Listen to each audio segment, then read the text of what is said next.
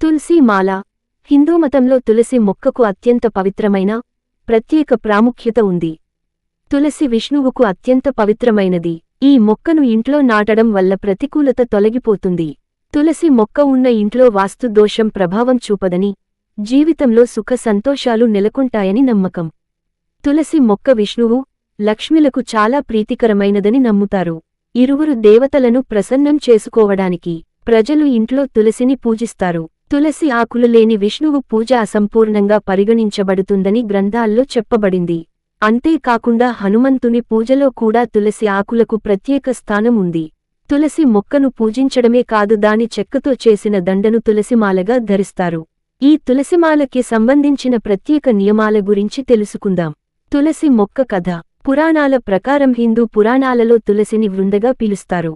కాలనేమి అనే ఒక రాక్షసుడికి అందమైన కూతురు ఒక యువరాణి. ఆమె మహావిష్ణువు పరమభక్తురాలు. పరమశివుని మూడో కన్నులోంచి వచ్చే అగ్నిలోంచి పుట్టినవాడు జలంధరుడు అపారశక్తివంతుడు.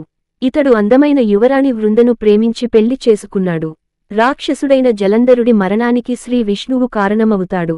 దీంతో కోపోద్రిక్తురాలైన బృంద విష్ణువును శపించింది. దీంతో తాను శాలిగ్రామం అంటే శిల రూపంలో జీవిస్తానని విష్ణువు చెప్పాడు. గండకి నది వద్ద శాలిగ్రామ శిలగా మారతాడు. వృంద చనిపోయే ముందు విష్ణుమూర్తి ఆమెను తులసిగా పిలవబడి తనతో పాటు పూజించబడుతుందని వరం ఇస్తాడు.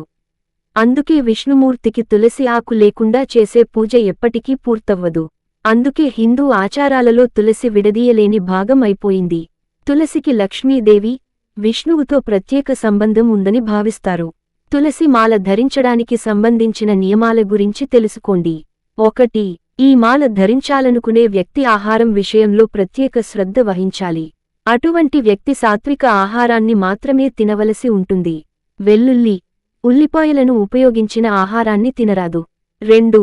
తులసి మాల ధరించిన వ్యక్తి ఎల్లప్పుడూ మాంసం, మద్యానికి దూరంగా ఉండాలి.